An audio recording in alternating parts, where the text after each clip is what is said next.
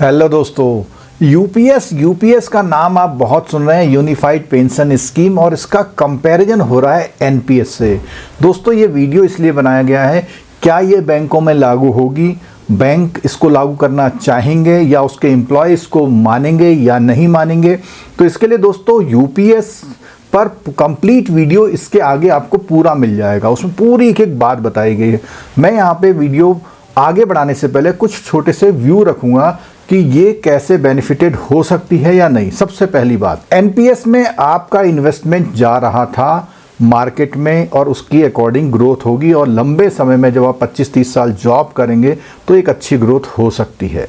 दूसरी बात, एनपीएस में कंट्रीब्यूशन आपका 10% है लेकिन एम्प्लॉयर का 14% है, तो ये 4% का एक अच्छा वो हो सकता है। तीसरी बात, बेसिक पे का स्ट्रक्चर गवर्नमेंट का अलग होता है, बैंकों का अलग होता है। तो गवर्नमेंट ने तो कहा है कि लास्ट 12 महीने की एवरेज ड्रॉन सैलरी जो बेसिक पे है उसका 50% देंगे, लेकिन आपका वो अलग होता है। तो 50% की जगह कौन सा फॉर्मूला आएगा। अगली बात यह है कि आपको रिटायरमेंट में पूरा जो भी जितने साल की जॉब हुई है आपकी, उतना इंटू 2 बेसिक पे प्लस डीए जो लास्ट लिया है उसका 10% के हिसाब से आपको पेमेंट होगा। एक कॉर्पस फंड जैसे गवर्नमेंट बनाएगी ऐसी बैंक को भी बनाना पड़ेगा। अगर रेगुलर कटा है तो वो आपको जो 50% वाला फॉर्मूला, तो गवर्नमेंट के पे स्केल अलग हैं, इसीलिए हो सकता है कि बैंक के पे स्केल अलग हैं, तो यहाँ पर डिफरेंस हो।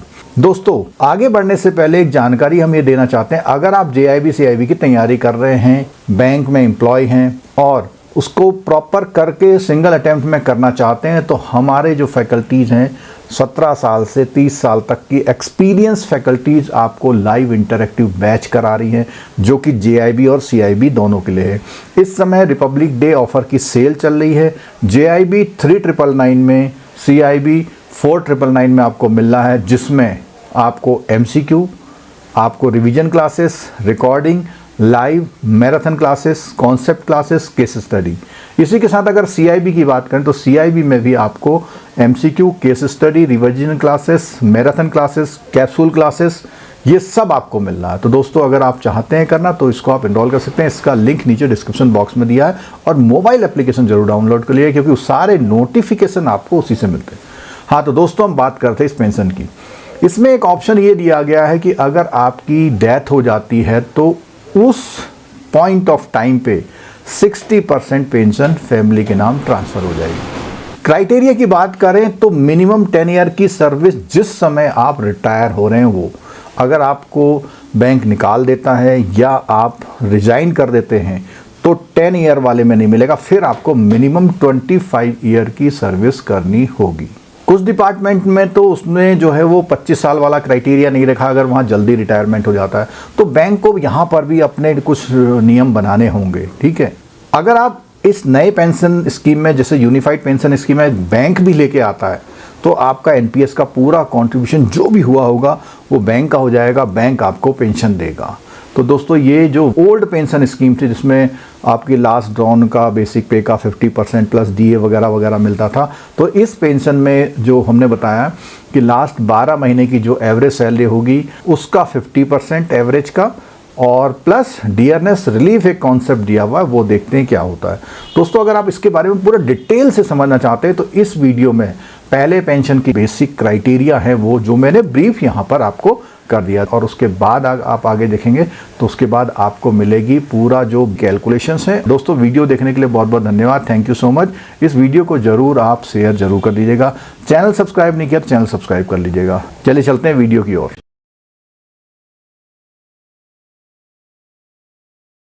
हेलो दोस्तों, बहुत बड़ी खबर आ रही है। जो एनपीएस जिसका विरोध हमेशा से चलता रहा कि भैया ओल्ड पेंशन स्कीम लाओ, उसकी जगह पिछले साल सरकार ने एक नई स्कीम लॉन्च की थी जो कि ना तो एनपीएस थी ना ओपीएस थी, उसका नाम था यूपीएस।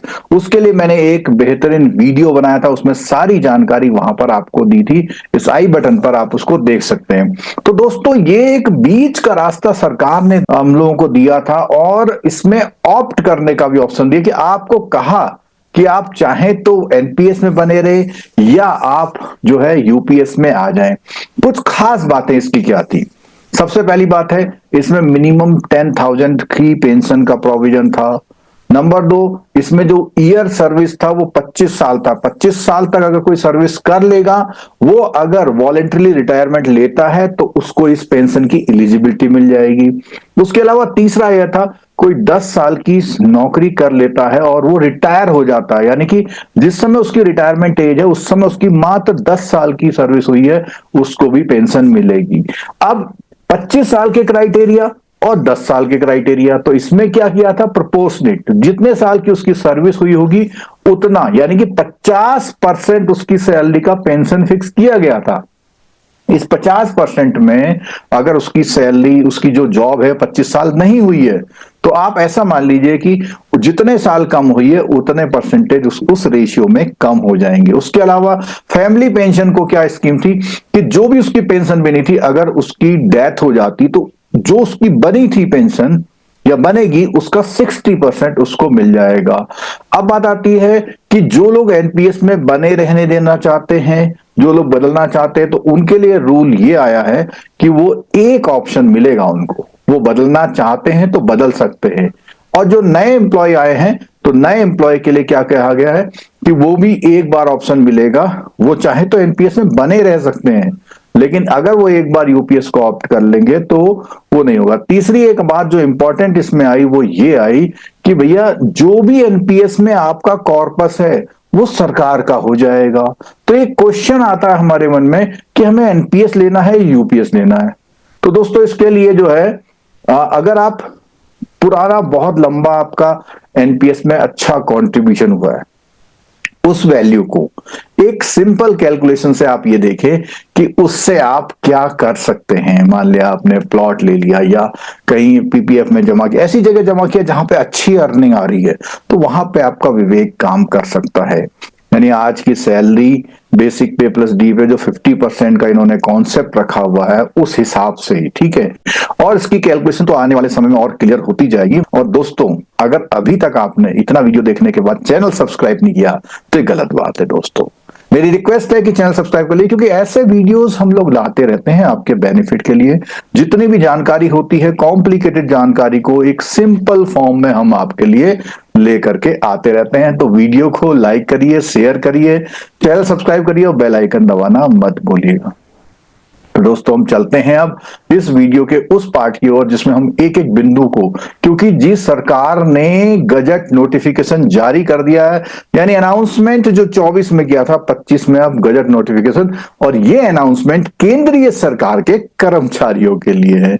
इसका मतलब ये हुआ आने वाले समय में राज्य सरकारें भी इसको ऑप्ट करने के बहुत बड़े चांसेस हैं, तो वो भी उनको ऑप्ट कर सकती है। तो अभी तो केंद्र सरकार के कर्मचारियों के लिए है, लगभग 50 लाख कर्मचारी जो हैं उनके लिए आई है। हाँ, जो लोग अभी रिसेंटली रिटायर्ड हो गए हैं उनके लिए भी इसमें ऑप्ट करने का ऑप्शन दिया गया। तो चलिए चलते हैं दोस्तों, डिटेल जो हमारा गजट नोटिफिकेशन आया उस गजट नोटिफिकेशन को देखते हैं कि उसमें क्या क्या इंफॉर्मेशन हमको दी गई है। तो इसमें देखिए दोस्तों, ये 25 जनवरी को एक गजट नोटिफिकेशन यहाँ पे अनाउंस हो गया है, और इस गजट नोटिफिकेशन में केंद्र सरकार का है, तो हमारा जो फाइनेंस मिनिस्ट्री है वो उसको जारी कर रही है। और ये है केंद्र सरकार के कर्मचारियों के लिए राष्ट्रीय पेंशन प्रणाली के अंतर्गत विकल्प के रूप में जो यूपीएसएस को वो चुनना, इसकी इसमें बात की गई है। ठीक है, क्या बातें हैं? सबसे पहली बात है, सबसे पहली बात जैसे मैंने बताया था कि भैया आपकी कम से कम कितनी 10 साल की सर्विस होनी चाहिए, जो कि रिटायरमेंट के समय होती है। मान लिया आपका रिटायरमेंट डिपार्टमेंट में 55 साल की सबकी एज में रिटायरमेंट होता है, तो यानी कि आपकी 10 साल की सर्विस हो जानी चाहिए तब तक। ठीक है, यानी रिटायरमेंट या सुपर एन्युएशन इसको टेक्निकली बोला जाता है। ठीक है, अब बात करते हैं दोस्तों अगला पॉइंट। तो इसमें कुछ ऐसे भी कर्मचारी होते हैं जो कि क्या है, केंद्रीय सिविल सेवा के कर्मचारी होते हैं, उनके अंतर्गत कोई शास्ति नहीं है, यानी उनके लिए अलग रूल है के प्रावधानों के अंतर्गत एक कर्मचारी को सेवानिवृत्त करने के मामले में सरकार द्वारा ऐसी सेवानिवृत्त, यानी कि उनको अगर जल्दी भी सेवानिवृत्त किया जा रहा तो उनके लिए वो 10 साल का रूल लागू नहीं होगा। ठीक है, जैसा मैंने बताया था कि भैया ये अगर स्कीम का लाभ लेना चाहते हो और 25 साल की सर्विस आपने कर ली है, ठीक है, और उसके बाद वीआरएस ले लेते हो तो भी आप इसके लिए एलिजिबल होंगे, यानी कि 25 साल के बाद वीआरएस लेने पे आपको मिलेगी सुविधा। लेकिन अगर सरकार आपको हटाने या बर्खास्तगी करती है या कर्मचारी रिजाइन करता है तो ये जो है उपलब्ध नहीं होगा इस मामले में, ठीक है। ऐसे मामले में एकीकृत योजना का विकल्प लागू नहीं होगा, ठीक है। लाभ की बात करते हैं तो लाभ की बात में अभी हमने बोला था कि 50% मासिक औसत मूल वेतन का 50%। अब पिछले तुरंत 12, मान लिया आप जो है 31 दिसंबर को रिटायर होते हैं तो पूरे साल आपने जो भी, मान लिया 2024 को रिटायर हुए थे आप, तो पूरे साल में जो वेतन मिला था उसका मूल वेतन का मासिक औसत, ये ध्यान रखिएगा मूल वेतन का है।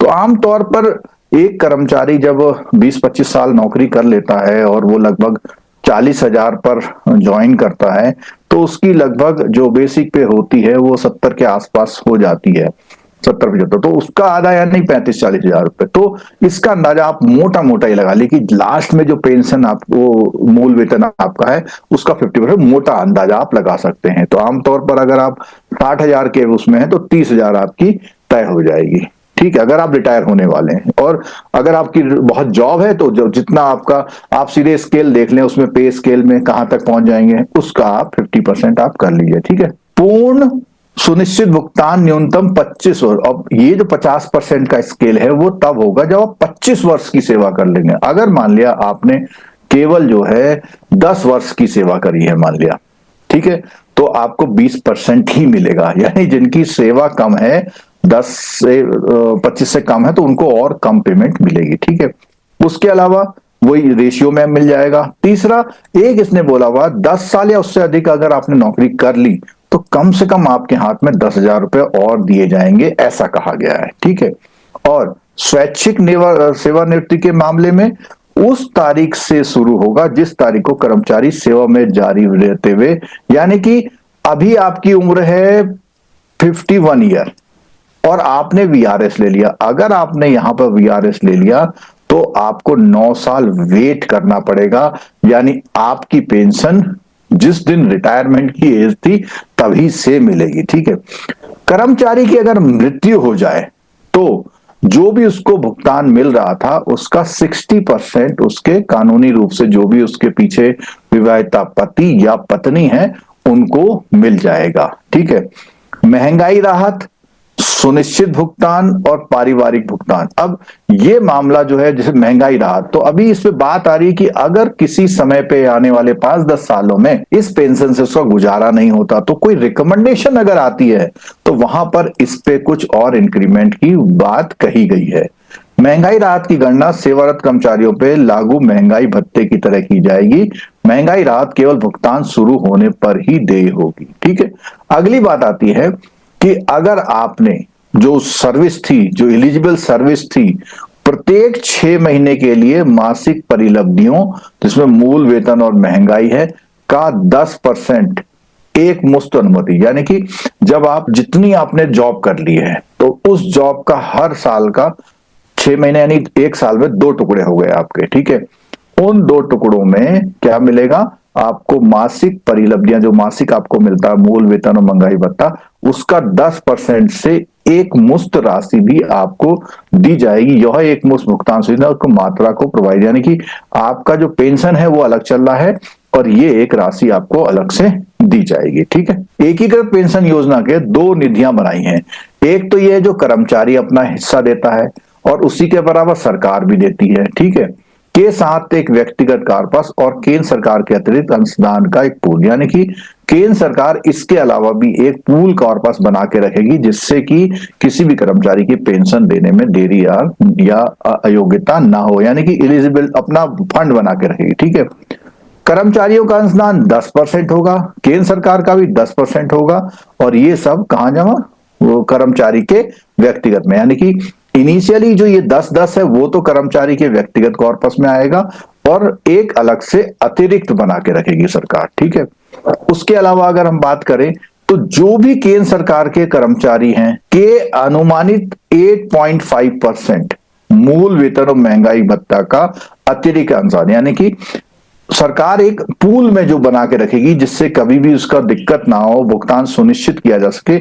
एक अलग से उसका मूल वेतन महंगाई का 8-8.5% भी अलग से उसको व्यवस्था पूल कॉर्पस के स्थान पर रखेगी। ठीक है, कर्मचारी केवल व्यक्तिगत कॉर्पस के लिए ही निवेश के विकल्पों को अपना सकते हैं, यानी कि जो ऊपर 10 और 10-20% था ना ये वाला, इसके लिए कर्मचारी इन्वेस्टमेंट के लिए अलग अलग जो जैसे एनपीएस में था वो अपना सकते हैं, लेकिन जो अलग से सरकार कर रही है जमा उस पे वो डिफॉल्ट पैटर्न जो भी होगा वो अगर उसने नहीं अपनाया तो सरकार का जो नियामक जो पेंशन नियामक अधिकरण का है प्राधिकरण ने जो भी तय किया हुआ उसी पैटर्न पे इन्वेस्टमेंट होगा, यानी कि वो जो पैसा जमा हो रहा है उसकी ग्रोथ से ही तो आपको पेंशन मिलनी है ना। उसके बाद बात आती है केंद्र सरकार के अतिरिक्त अंशदान के माध्यम से निर्मित पूल कॉर्पस के लिए निवेश संबंधी निर्णय पूरा, और ये आप इसमें दखलंदाजी नहीं कर सकते हैं। ठीक है, वो कर्मचारी जो पेंशन की इस तारीख से पहले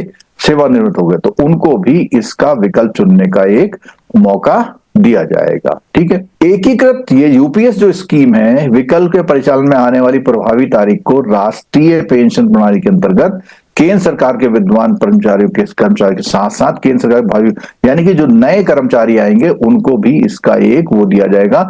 एक बार चुने जाने के बाद ये अंतिम अवसर होगा, यानी जो उन्होंने कर लिया वो होगा। ठीक है, और अगर वो जो राष्ट्रीय पेंशन प्रणाली जो एनपीएस है वो उसमें कवर कर रखा है, अब वो इस विकल्प के परिचालन की प्रभावी सेवा में है अभी और वो एकीकृत का यूज करते हैं तो उसका जो भी कॉर्पस होगा वो यूपीएस वाली स्कीम में पैसा सरकार के पास आ जाएगा। ठीक है, क्योंकि उसमें तो मिलना नहीं है अब उसको। राष्ट्रीय पेंशन प्रणाली जो है उसके अंतर्गत जो भी कर्मचारी किया हुआ और उसको इस नया वाला विकल्प ले लिया उसने, तो उसमें क्या होगा, जो विकास परियोजना के दौरान निर्धारित तरीके से बेंचमार्क कॉर्पस मूल्य की गणना निम्नलिखित पूर्वानुमानों के साथ की जाएगी। तो ये बेसिकली अगर हम बात करें आप इसे पढ़ सकते हैं, बट ये टेक्निकल बात है, इसका एक कर्मचारी से कोई ज्यादा फर्क नहीं पड़ने वाला। ठीक है दोस्तों, और अगर अधिवर्षिता या सेवानिवृत्ति पर जो यूपीएस स्कीम का विकल्प ले रहा है कर्मचारी, उसकी अर्हक सेवा उस कार्यालय प्रमुख द्वारा निर्धारित की जाएगी जहां वो कार्य, मतलब ये डिसाइड करने का जो डिसीजन है जो जहां वो कर्मचारी काम कर रहा है वही बताएगा हाँ जी ये उस लायक है या नहीं है। ठीक है, जो भी रिटायरमेंट की एज है इसको हम अधिवर्षिता का बोलते हैं, सुपर एन्युएशन भी बोलते हैं, उसमें सुनिश्चित भुगतान के प्राधिकार के लिए बेंचमार्क कॉर्पस के मूल्य या यूनिटों के बराबर पूल कॉर्पस में व्यक्तिगत कॉर्पस के मूल्य अंशों को, तो बेसिकली ये कह रहे हैं यहां पर कहना चाह रहे हैं कि जो भी व्यक्तिगत उसका कॉर्पस मूल्य है उसको वो उस कॉर्पस में क्या करेगा, ट्रांसफर करेगा जिससे उसकी पेंशन बन पाए। ठीक है, यदि कर्मचारी द्वारा व्यक्तिगत कॉर्पस से पूल कॉर्पस के अंतर्गत अतिरिक्त मूल्य यूनिट बेंचमार्क, तो ये बेसिकली जो नीचे वाले मैटर हैं इनके लिए मैं अलग से एक वीडियो बनाऊंगा। अभी आपको जो इंफॉर्मेशन थी ठीक है वो दे दी, और खासकर से ये वाली बात यहां देखिएगा, एकीकृत पेंशन योजना का परिचालन 1 अप्रैल से ये प्रभावी हो जाएगी, यानी जो लोग अब आपको जल्दी जल्दी ऑप्शन आएंगे तो उसके बाद 1 अप्रैल से ये लागू भी हो जाएगी। ठीक है, और यहां पर थोड़ा सा जो है ये कैलकुलेशंस के वो दिए हुए, इसके लिए मैंने बताया कि मैं एक अलग से वीडियो बनाऊंगा। अभी आपको इतनी इंफॉर्मेशन के लिए ये वीडियो हमने बनाया था। दोस्तों अगर आप ये जो डिटेल वाला वीडियो भी देखना चाहते हैं कि आने वाले समय में, तो चैनल को सब्सक्राइब कर लीजिए और बेल आइकन दबा लीजिए, क्योंकि वो जैसे ही वीडियो आएगा तो दोस्तों आप एक मोटा जो अंदाजा लगा सकते हैं, अगर आपने बहुत लंबा समय एनपीएस में बिता दिया और अच्छा कॉर्पस वहां हो रहा, रिटायरमेंट होने वाले हैं, तो कैलकुलेशन के लिए कैलकुलेशन करके ही डिसीजन लीजिएगा। जो नए लोग हैं उनके लिए ये बात आ रही है कि भाई अगर आप रिस्क नहीं लेना चाहते तो भैया चलो ठीक है 25 साल नौकरी कर लेना, 25 इंक्रीमेंट अपने जॉब में जोड़ लेना, वहां कहां पहुंचते हैं उसका उतना परसेंट रहेगा उस समय पे, तो उस हिसाब से देख लेना। तो कई मायनों में देखा जाए तो अच्छा डिसीजन भी हो सकता है। अगर मान लिया शेयर मार्केट अच्छा चलता गया तो एनपीएस में फायदा होगा आपको, और अगर अच्छा नहीं चला तो भैया इतना तो मुझे मिल ही जाए, क्योंकि अभी हम देख रहे हैं कि हमारा जो है जो 8 पे कमीशन लागू होने वाला है और आपके पास 2 मौके आएंगे, तो आपकी सैलरी में एक अच्छा जो है इजाफा मिल सकता है, तो उसके हिसाब से आपको देखना है। ठीक है दोस्तों, तो दोस्तों ये मैंने वीडियो बनाया, वीडियो कैसा लगा जरूर बताइएगा। Thank you so much.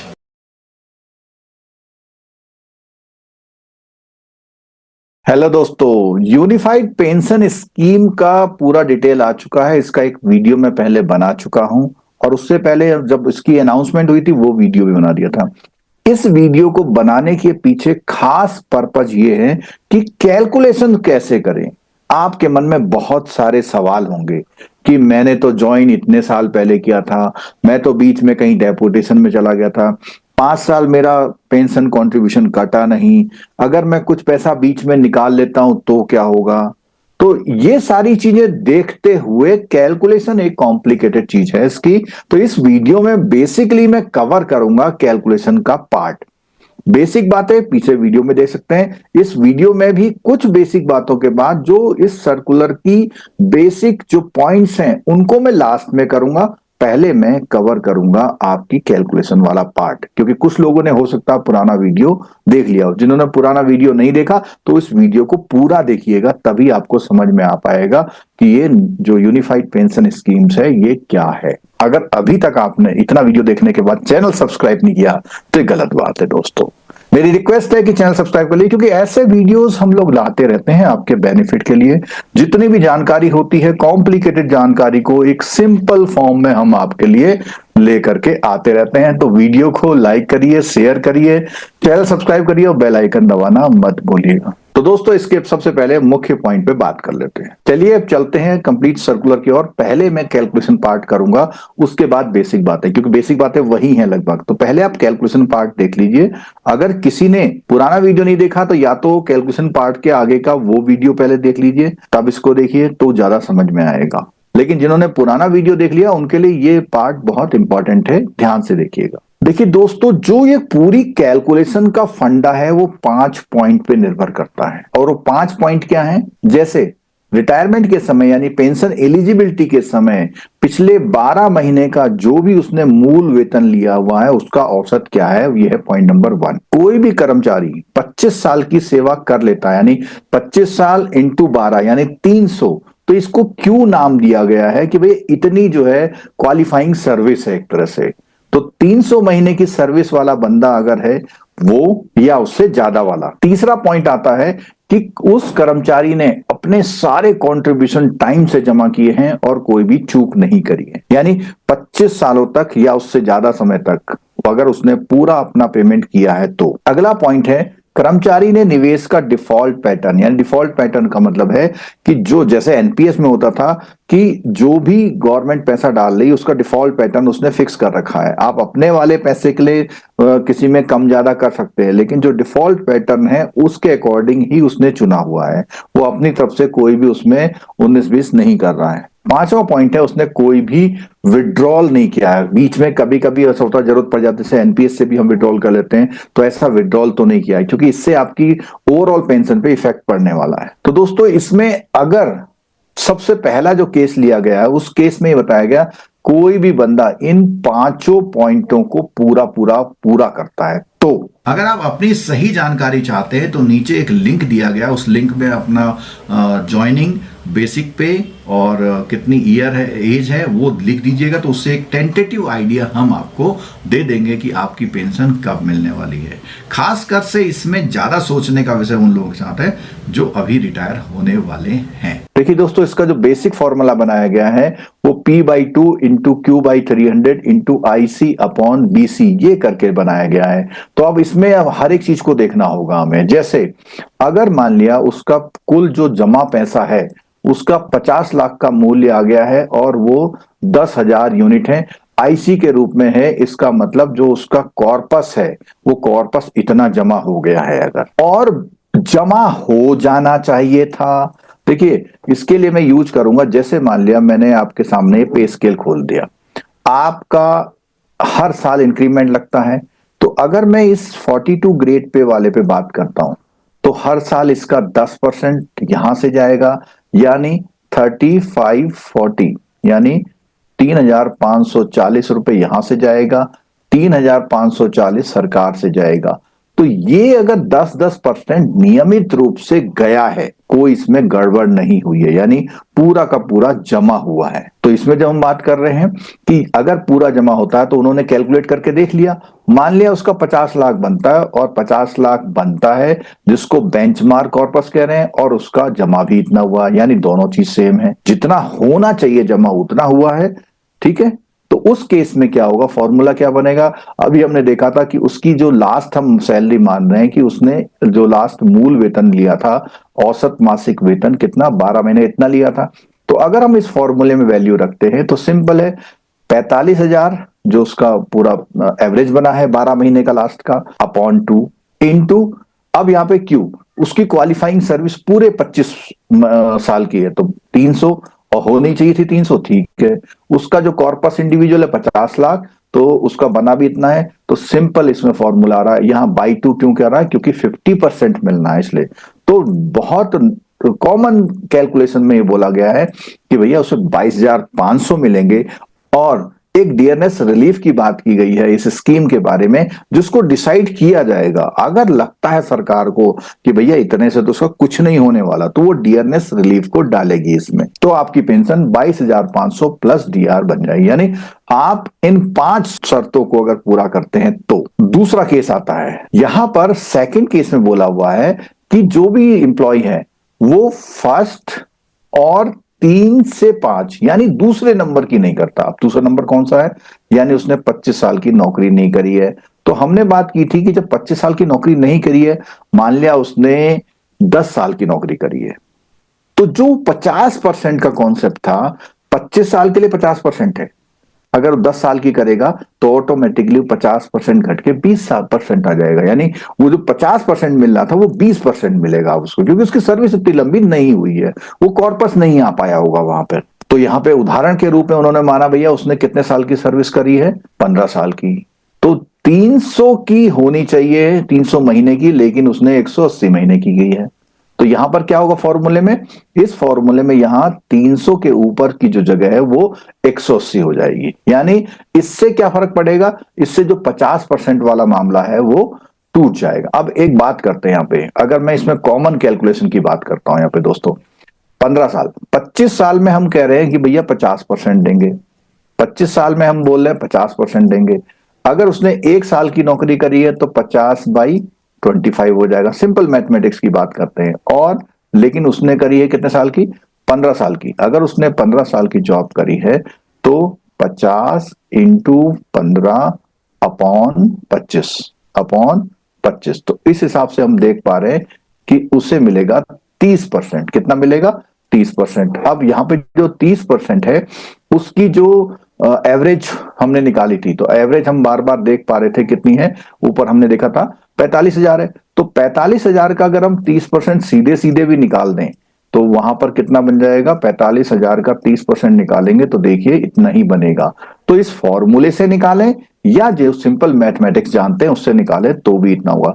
ये केस है उस केस में जब उसकी पूरी 25 साल की सर्विस नहीं हुई है। अगला केस लेते हैं दोस्तों। अगले केस में बात है, एक तो पूरा करता है लेकिन 3 से 5 पूरा करता है, यानी कि कौन सा, एक है और 3 से 5 है। और इस बार उन्होंने क्या किया, उसकी सैलरी को कर दिया है 10 साल की सैलरी और कॉर्पस कर दिया उसका 25 लाख। तो कॉर्पस तो कह रहे हैं कि 25 लाख था, 25 लाख ही है, कोई फर्क नहीं आया।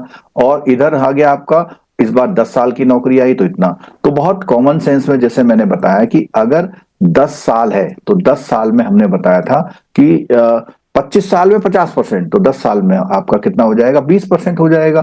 तो आप देख पाएंगे कि सीधे सीधे अगर 45,000 का 20% निकाल दें तो भी आपका 9,000, चाहे आप इस फॉर्मूले से निकालें चाहे जैसा तरीका हमने बताया वो, और प्लस साथ साथ डियरनेस रिलीफ को तक बढ़ाया जाएगा। क्यों, क्योंकि इसकी जो एलिजिबिलिटी आई है, इसने सेवा पूरी नहीं कर पाया था, क्योंकि 10 साल का क्लॉज लगा हुआ, तो 10 साल तो कर ली।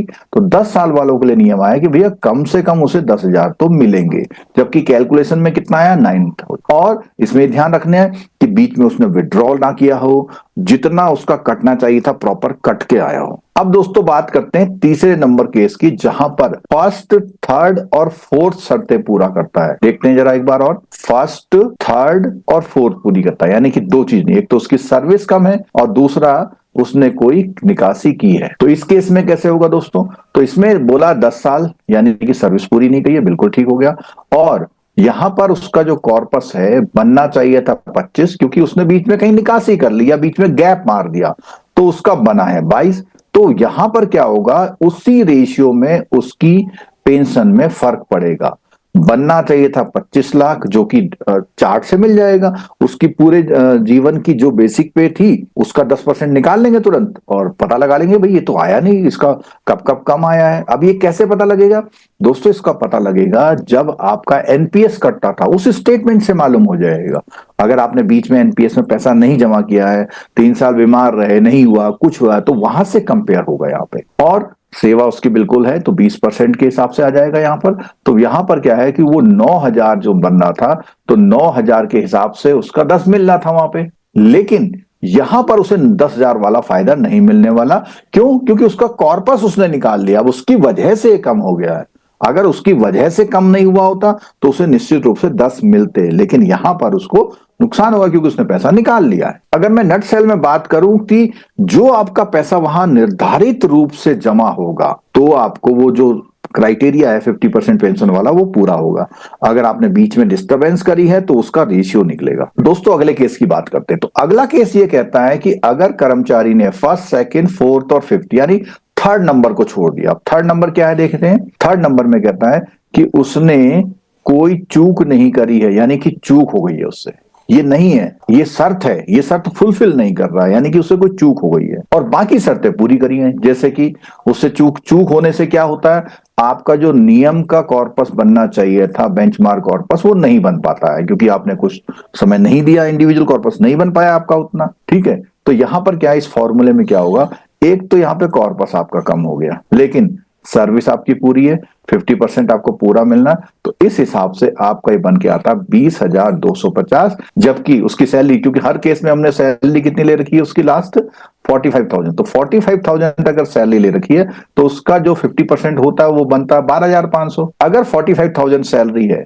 तो उसका जो बनता है 50% वो बनता है 22,500, लेकिन यहां बनेगा 20,250। अगला केस है दोस्तों जहां पर 1 से 4 नंबर तक की शर्त को पूरा करता है, पांचवी शर्त नहीं करा, यानी उसने क्या कर ली है, कुछ पैसा निकाल लिया है। तो इसमें भी क्या होगा, देखो पैसा निकालना या जमा ना करने से आपके कॉर्पस और उसके रेशियो में फर्क आता है, और ये रेशियो है इसी से, क्योंकि आपके इस वाले कंपोनेंट में कोई फर्क नहीं आ रहा, इसमें कोई फर्क नहीं आ रहा, आपके कॉर्पस में फर्क आने से आपकी एलिजिबिलिटी जो बननी थी वो नहीं बनती है। बननी चाहिए थी 22,500, लेकिन क्योंकि आपका कॉर्पस नहीं उतना बन पाया, यानी डिस्टरबेंस हुई है, तो आपकी बनी 18,000 और प्लस डीआर। तो आप इसकी कैलकुलेशन से अगर आपको कोई दिक्कत आ रही है तो आप हमसे कांटेक्ट करके, नीचे हम एक फॉर्म दे देंगे, उस फॉर्म में अपना ये डिटेल्स डाल के आप हमारा नाम पता लिख करके अपना दे देंगे, तो हम उसको आपको निकाल के भी बता देंगे। अब दोस्तों अगला केस आता है, और मैं ये मानता हूं ये वाला जो केस है ये बहुत खतरनाक है। क्यों खतरनाक है, आपने नौकरी करी मान लिया 35 साल, और 35 साल में आपका कॉर्पस व्यक्तिगत हो गया 55, और आपको चाहिए था 50। तो यहां पे क्या होगा, कोई भी बेनिफिट यहां आपको नहीं मिल रहा, यानी पेंशन आपकी उतनी ही रहेगी। तो ये उन लोगों के लिए शायद अच्छा नहीं है जो 35 साल में, 40 साल में रिटायर होंगे, उनके लिए अच्छा नहीं है, क्योंकि और लोगों के लिए तो क्या है, अगर कॉर्पस कम है तो सरकार तुरंत कट कर ले रही है, बाकी लोगों का कॉर्पस ज्यादा, तो उसका क्या बेनिफिट मिल रहा है, अब इसके बारे में कुछ भी क्लियर नहीं है, ठीक है। केवल एक चीज हो सकती है, जितनी उनकी सैलरी बनेगी, जैसे अभी हमने बात की थी, एक कैलकुलेशन में बात हुई थी कि भैया उनको 10% इमीडिएट देना, यहां पर मैं इस कैलकुलेशन को भी बता रहा हूं, 10% इमीडिएट देना। कैसे देना है, 10% देने के लिए उन्होंने कहा है कि लास्ट जो ड्रॉन उसकी बेसिक पे है प्लस उस पे डीए जो मिलता है उसे, इन दोनों को जोड़िए और जितने साल की उसकी सर्विस हुई है इनटू कर दीजिए 2। मान लिया कि हर 6 महीने की बात हुई है ना, मान लिया उसने 35 साल सर्विस कर ली, तो उसको क्या कर देंगे, 35 साल की सर्विस को 35 इंटू 2 कर देंगे, यानी कि 70 से मल्टीपल। तो जो आपका, अब मैं एक एग्जांपल देता हूं, अभी हमने देखा कि उसकी सैलरी जो है 45,000 है, और आज की तारीख में हम 50% का डीए या कुछ मिला लें तो मान लेते हैं ये 22,500 उसका डीए हो गया, मोटा मोटा 50%।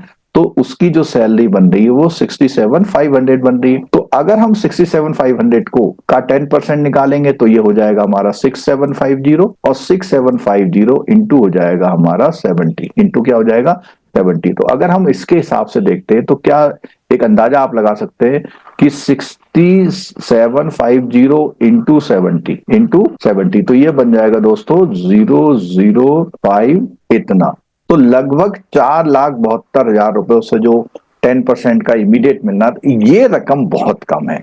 अब ये बताइए कि कोई व्यक्ति इतनी लंबी सर्विस करे, 35 साल सर्विस करे, और उस समय उसको अपनी जो वर्तमान जो सैलरी ले रहा है 67,000 या 70,000, उसका 10% भी ना मिले, क्योंकि ये जो 67,000 ले रहा है वो 12 महीने में करेंगे तो लगभग आएगी ये 8 लाख के आसपास। तो 8 लाख का यहाँ आधा 50% मिल रहा है। तो ये कम से कम 1 साल की पूरी सैलरी, तो कम से कम, बल्कि उसके बाद भी क्या 1 साल की सैलरी तो इमीडिएट मिलनी चाहिए। जैसे आपने पहले सुना होगा कि 35 लाख का पीएफ मिला उनको, इसमें इसका कोई वो ये 10% है, बहुत कम अमाउंट है वो, यानी आपका ही पैसा आपको दिया जा रहा है वापस। अब दोस्तों एक बहुत ही इसमें इंटरेस्टिंग पॉइंट है, यहां पर क्या है कि जो एक केस है जिसमें 1, 2, 3 और 5th यानी 4 नंबर नहीं है। तो 4 नंबर क्या है? 4 नंबर है कि उसने डिफॉल्ट पैटर्न नहीं चुना। उसने कहा था मैं इन्वेस्टमेंट करूंगा, क्योंकि डिफॉल्ट पैटर्न का मतलब है सरकार खुद जिम्मेदारी, भाई मैं लगाऊंगी पैसा, मेरा कम होगा मेरा होगा, कमी होगी तो मैं दूंगी। लेकिन आपने डिफॉल्ट पैटर्न नहीं चुना। तो जब डिफॉल्ट पैटर्न वही चुनता है जो अपने व्यक्तिगत कॉर्पस को निवेश करने के विकल्पों को चुनता है। मान लिया उसने अपना एक विकल्प चुना, उससे उसका क्या हुआ, जो जो इन्वेस्टमेंट का जो रिजल्ट है वो कम हो गया, और होना चाहिए था इतना। और ऐसा क्यों हुआ? क्योंकि उसके जो उसने ऑप्ट किए थे उसकी वजह से शेयर मार्केट डाउन वगैरह हो गया। तो ऐसी कंडीशन में भी उसका कॉर्पस क्या हो जाएगा, कम हो जाएगा। अगर उसे पूरी 22,500 की पेंशन लेनी है तो क्योंकि उसने डिसीजन खुद लिया था, तो रिटायरमेंट के समय उसको उतने जो जितनी यूनिट है उतने की भरपाई अगर कर देगा तो उसका काम बन जाएगा। मान लिया उसने कहा 2.5 लाख मुझसे ले लो, तो वो 2.5 लाख बढ़ने से उसका कॉर्पस 4750 हो गया, तो या फॉर्मूले में 4750 ले लिया। या उसने कहा मेरे से पूरा 5 लाख ले लो, तो उसका पूरा फिर यहाँ पे 22,500 बन जाएगा। अब इसमें एक उदाहरण और दे रखा है कि मान लिया 25 साल की किसी ने नौकरी कर ली है, अब उसका क्या है, उसकी ये है बेसिक पे। अभी हमने एग्जांपल भी दिया था आपको, डीए लग गया, उसकी सैलरी बनी इतनी, तो हमने क्या बताया था कि 1/10 कर लेंगे, और एल एल के लिए बोला सिंपल है कि 2 से गुणा कर लेंगे, जो एल निकाला है वो 2 से गुणा कर लेंगे। तो ये मैंने जो एग्जांपल आपको पीछे दिया था वही है लगभग, ठीक है। तो उसमें इन्होंने निकाला है कि अगर किसी की जो सैलरी थी टोटल इतना, बेसिक पे टोटल इतनी थी, और उसने कितने साल की नौकरी कर ली है, उसने 10 साल की करी तो इतना, तो इतना आ रहा है 481 आ रहा है, ठीक है। अब दोस्तों मैं बात करता हूं कि अगर आपको ये आइडिया लगाना है कि साहब मैं इतने ईयर में रिटायर होने वाला हूं और मेरी पेंशन क्या बनेगी, बहुत सिंपल सा तरीका बताता हूं आपको मैं। देखिए 25 साल का क्राइटेरिया, तो इस सीट में देखिएगा थोड़ा सा छोटा दिख सकता है आपको। तो यहां पर मैंने क्या किया हुआ है कि मैंने एक आमतौर पर वो 10 साल में और 10 साल में क्या होता है, एक वेतन वृद्धि मिल जाती है आमतौर पर जो गवर्नमेंट एम्प्लॉय होते हैं, ठीक है। कुछ डिपार्टमेंट में अलग अलग प्रमोशन के सिस्टम हो सकते हैं, तो मैंने ये माना प्रमोशन नहीं हुआ है लेकिन 10 साल में एक इंक्रीमेंट मिल रहा है। तो अगर मेरी सैलरी 18,000 से स्टार्ट हुई और 18,000 से यहाँ पे 10 साल बाद, अगला 12 साल बाद 25 साल में पहुंचा मैं 44,400, तो ये जो 44,400 जितने हमने एग्जाम्पल लिए ये लगभग वहां सेट बैठ जाते हैं। तो आपको इसमें यह भी पता लग जाएगा कि अगर आपका 45,000 का मामला था, 45,000 आपको लास्ट में मिल रहे थे, तो आपको ये तो लमसम मिल जाएगा, ठीक है। और सैलरी के सारे एग्जाम्पल आपके यहाँ पे क्लियर हो गए कि आपको अपने रिटायरमेंट के समय में उतना पैसा मिलेगा, ठीक है। अब दोस्तों मैं बात करता हूं कि मान लिया वो ग्रेड यहाँ पर 35,400 पे ज्वाइन करता है और वो यहाँ पर 96,900 पहुंच जाता है। तो 96,900 पे जब हमने 45,000 का निकाला तो क्या हो जाएगा, उसका डबल हो जाएगा अगर शर्तें पूरी होती हैं। तो लगभग उसको ऐसा कह सकते हैं कि जितना भी उसका ये बन रहा है बेसिक पे, उसका 50% सीधे सीधे निकाल लीजिए आप। 50% ऐसे आइडिया लगा सकते हैं 25 साल पे आप कहाँ होंगे। अब यहाँ अगर मैं ऐसे बात करूं कि भैया किसी की जो है जॉब बहुत ज्यादा हो गई है, मान लिया वो आज यहाँ पहुंच गया है, एक 149,100 पहुंच गया है, तो 149,100 पहुंचने पे उसको उसका जो है 50% इसका सीधे सीधे इसका 50% निकल जाए। कॉर्पस उसने नियम से जमा किया, पूरा किया, अच्छी बात है। लेकिन जो नुकसान की मैं बात बता रहा हूं कि जब उसकी सैलरी इतनी अच्छी चल रही है तो वो एनपीएस में 10 और 14% देता, तो बड़ा अच्छा कॉन्ट्रीब्यूशन वहां जा रहा था, क्योंकि एनपीएस में 10% एम्प्लॉय 14% गवर्नमेंट दे रही थी। यहां पे क्या है, 10% और 10% का कॉन्सेप्ट रखा हुआ है, और जो 8.5% का एडिशनल रखा हुआ है वो तब है कि अगर उसमें कॉर्पस में कमी आएगी तो गवर्नमेंट इसको पूरा करेगी। यहां पर फायदा किसको मिलने वाला? फायदा दोस्तों उसको मिलने वाला जिसने ज्यादा से ज्यादा प्रमोशन लिए। अब ज्यादा से ज्यादा प्रमोशन से मतलब है, मान लिया उसने ज्वाइन किया था 18,000 में, 2-3 साल में कोई एग्जाम देके पहुंच गया 28,700 में, फिर 4-5 साल में एग्जाम देके पहुंच गया मान लिया यहाँ पे, और फिर पहुंच गया यहाँ पर, और फिर पहुंच गया है वो यहाँ पर। अगर जिस डिपार्टमेंट में प्रमोशन की ज्यादा वो है तो उस डिपार्टमेंट में उनकी पेंशन फिर उसी एलिजिबिलिटी के साथ अच्छी बन जाएगी। और दोस्तों जब बात आती है कि आपको एनपीएस लेना चाहिए, वो लेना चाहिए, तो यहां आपकी कैलकुलेशन सामने दिख रही है। हाँ, एक बात और है कि 8th बाइपर्टाइट और 9th बाइपर्टाइट हो सकता है आपको सामना करना पड़ जाए। तो वहां पे जब हम सैलरी देख रहे हैं तो हमारी सैलरी अगर बढ़ रही है 15 से 20% के आसपास बढ़ रही है, तो उसी हिसाब से आपको यहां पर भी ग्रोथ मिलना तय हो जाएगी, क्योंकि उन्होंने बोला बेसिक पे कितना जंप मारती है, इस बात पे निर्भर करेगा। तो दोस्तों ये मैंने कैलकुलेशन करके बताई, आपको कैसी लगी जरूर बताइएगा, और कोई क्वेरी है तो आप कमेंट बॉक्स में या कर दिए, और इसके साथ हम लिंक डाल देंगे, अपनी जानकारी उसमें दीजिएगा। दोस्तों वीडियो पूरा देखने के लिए बहुत बहुत धन्यवाद। Thank you so much.